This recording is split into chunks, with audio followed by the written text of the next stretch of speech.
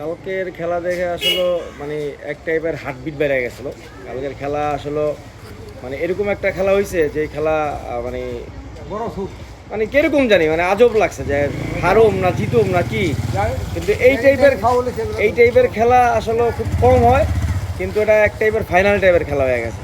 কিন্তু মানে মানে খেলার সম্বন্ধে মানে এটা একটা প্রেশার বেড়ে গেছিলো, এরকম খেলা হয়ে গেছে। আর আমাদের বিপক্ষে যারা ব্রাজিল যারা ছিল এরা ফুল ব্রাজিল সাপোর্ট করছে, বিপক্ষে আর্জেন্টিনা সাপোর্ট।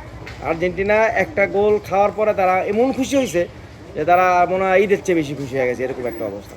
তবে খেলা খুব সুন্দর হয়েছে, হাড্ডাহাড্ডি খেলা হয়েছে। কিন্তু লাস্টে যে এরকম একটা হইব এটা আসলে মানে অন্যরকম, এটা মানে বোঝাতে পারবো না যে কি কি সুন্দর খেলা হয়েছে কালকে। 2-0 গোলের পিছিয়ে ছিল এর আগেও ব্রাজিল, তারপর ব্রাজিল আর ফিরতে পারেনি, কিন্তু কালকেও আর্জেন্টিনা 2-0 গোলে পিছিয়ে থাকার পরও প্রায় 20 মিনিটে 3টা গোল দিয়েছে। আসলে এই কৃতিত্বটা কার?